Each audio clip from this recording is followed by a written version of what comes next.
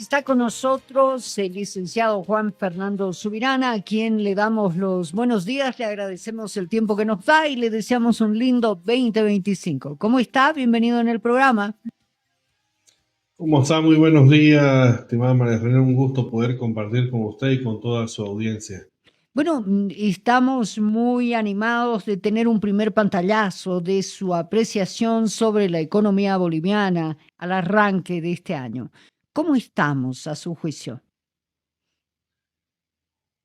La verdad, estamos en una situación, me parece que bastante compleja. Hemos cerrado un 2024 muy complicado. Hemos tenido una tasa de inflación que ya ha sido oficializada por el INE y los respectivos ministerios de 9,97. Esa tasa no la registramos hace prácticamente 20 años. Entonces estamos en una situación compleja y peor, creo que siempre es bueno mencionarlo. El caso boliviano particularmente hay una relación muy cercana entre la política y la economía y este año es electoral, por lo cual probablemente tengamos muchas sorpresas, mucha incertidumbre y también inestabilidad, por lo cual a los hogares y a las personas hay que empezar a prepararnos y mentalizarnos para tener una planificación ordenada y tratar obviamente de tomar decisiones con muchísima mesura. El INE ha publicado unos datos indicando que la inflación llegaba al 9, etcétera, etcétera, no llegaba al 10%. Y atribuye a gran parte de la inflación al bloqueo de caminos de Evo Morales. ¿Es esa la justificación para la cifra que presentaba el INE? ¿O acaso la cifra está siendo de alguna manera contenida por la implicación política que puede tener superar una inflación y llegar a los dos dígitos? Particularmente me parece que la inflación ha sido gestionada con una contabilidad pública creativa, Bueno, justamente por lo que mencionaba, llegar a dos dígitos es algo complejo. Es una medida de alerta y obviamente no es la mejor de las situaciones. Se atribuía prácticamente de ese 9,97%, 1,97, prácticamente el 20%, mm, se lo atribuía justamente al bloqueo y se lo asociaba a la figura de Evo Morales. Sin embargo, la situación de la inflación tiene más que ver con la inflación importada por la falta de dólares en el país, a la escasez de productos, muchos de ellos justamente del sector agro que no pudieron avanzar en la siembra de forma regular por la falta de carburantes. Entonces, la inflación es el reflejo de un problema estructural. Evidentemente, los bloqueos nunca suman, siempre perjudican, independientemente de quién sea el artífice, pero me parece que la inflación es producto del círculo vicioso en el que estamos. No hay divisa, al no haber divisa se encarecen todos los materiales importados y automáticamente suben los precios para la canasta familiar y los hogares. la ruta crítica que viene ahora hasta la elección, ¿cómo va a ser? Pregunto esto pensando en que va a haber una campaña, que uno de los ejes va a ser la inflación, otro de los ejes la falta de dólares, otro de los ejes la falta de gasolina. El gobierno de Arce está sosteniendo la economía hasta llegar a la elección. ¿Qué está haciendo? Realmente es una excelente pregunta porque la idea hoy por hoy es qué hacemos, cuáles son las medidas que hay que tomar. Las medidas y las recetas, llamémoslo así, ya están dadas. Creo que la empiria, la experiencia en otros países nos dice lo que hay que hacer. Hay que tomar una reducción de gasto público, hay que liberar las exportaciones, hay que fomentar una reducción en aranceles de importación y eso generaría un alivio a la economía y permitiría obviamente que resurjamos de forma bastante rápida. ¿Cuál es el problema? Y muy bien lo planteaba justamente usted, María René, cuando decía, ¿qué hacemos ahora? ¿Qué va a hacer el gobierno? ¿Va a sostenerse hasta las elecciones? El problema de fondo es que todas las medidas que deberían tomarse de forma estructural van a tener un costo político. La pregunta es, ¿este gobierno está dispuesto a asumir ese costo político o va a tratar de favorecer a los candidatos del partido de gobierno, independientemente de quién sea, porque todavía sí seguimos en incertidumbre hasta en eso? Probablemente no. Lo más probable es que mantengamos el esquema que han propuesto en el presupuesto general del Estado, que es mantener las cosas como están, incluso acrecentar el gasto público, buscando financiamiento a través de créditos internacionales. Pero, Es una situación ujú. compleja, pero es lo que se está viendo por lo menos en las señales que tenemos.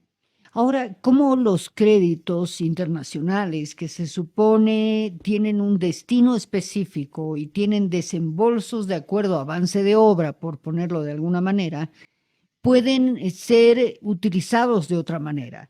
Pueden dar certezas para la inversión, como ha dicho alguna autoridad económica. ¿No tienen acaso una suerte de seguro estos préstamos? Sí, en efecto, la mayoría de los créditos internacionales vienen con condicionantes transparentes y Fuertes. claras Ujú. para un destino específico. Sin embargo, ¿qué es lo que suele suceder y por qué se aprueba un presupuesto que uno lo puede ver sobredimensionado? Justamente es para el manejo de las partidas presupuestarias, la reasignación de fondos y muchas veces la utilización de recursos que no deben ser utilizados en la parte operativa, sino en las inversiones públicas, que son cambiados de destino a través de movidas, llamémoslo así, de corte presupuestario. Creo que lo que ha hecho el gobierno con el presupuesto general del 2025, que ya fue aprobado de forma tácita, ha sido justamente abrir el paraguas para poder hacer una utilización más irrestricta que lo que los organismos internacionales quisieran, ¿no? Es un problema. La pregunta del millón es ahora a quiénes o con quiénes vamos a solicitar el financiamiento para que obviamente nos puedan facilitar los fondos con estas condiciones tan flexibles o tan inciertas. Ahora, ¿en qué medida la última revelación del RIN nos condiciona en este escenario económico? Es un escenario complejo, creo que estamos trabajando ya en unas reservas internacionales que ni siquiera alcanzan para hablar de un margen de seguridad. Estamos ya todo el 2024, hemos estado prácticamente por debajo de los márgenes de seguridad. Eh, Creo que ha sido un año complejo y peor aún cuando consideramos de que no todas las RIN que se reportan son líquidas. Es decir, tenemos muchos activos que tienen que pasar por un proceso para volverse líquidos. Entonces, realmente estamos en una situación muy complicada. Cada vez tenemos menos activos sobre los cuales implementar una suerte de garantía para créditos internacionales. Y obviamente esto va lastimosamente poniendo al gobierno central contra la pared y la única solución práctica que podría verse que se encuentre va a ser ya una emisión monetaria, lo cual sería nefasto para el futuro económico del país. Se ha hablado de emisión monetaria, significa sacar dinero sin respaldo, ¿cierto? Correcto, empezar como dicen en otros países, a darle caña a la impresora, ¿no? O sea, Claro. empezar a imprimir billetes y que eso permita gestionar el aparato público, que de una u otra forma va a terminar afectando también otra vez a los precios de la canasta familiar por el exceso de bolivianos en el mercado. Se ha dicho habitualmente que la emisión sin respaldo genera hiperinflación. Correcto, correcto. Y Mm. estamos en un escenario donde prácticamente sería querer apagar una fogata con un bidón de gasolina, prácticamente. Se habla de default. ¿Qué significa el default? El default básicamente es el incumplimiento de las obligaciones y compromisos que tiene el país en este caso. Se podría pensar, como este año deben honrarse varios compromisos de los financiamientos que se han ido adquiriendo, que en algún momento Bolivia no pueda cumplir con el pago de las cuotas, llamémoslo así, sencillo. El default es que yo no pueda pagarle la cuota al banco, lo mismo le sucede al país, que no pueda pagar la cuota de capital e intereses a un organismo internacional. Si eso llega a suceder, nos baja todavía más la calificación de riesgo país, lo cual hace que sea todavía más difícil conseguir nuevos financiamientos.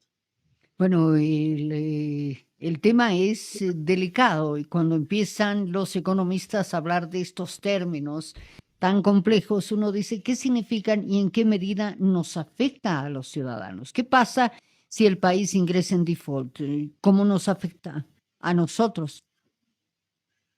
El efecto a nivel de las personas, de las familias, del boliviano que lucha por el día a día, va a ¿Mm? ser directo en el sentido de que lo que va a generar este default, si es que se llegase a dar, es un encarecimiento de todo lo que sería el sistema financiero y los créditos, lo que nuevamente volvería a redundar en la última de las variables, que es justamente el precio de la canasta familiar.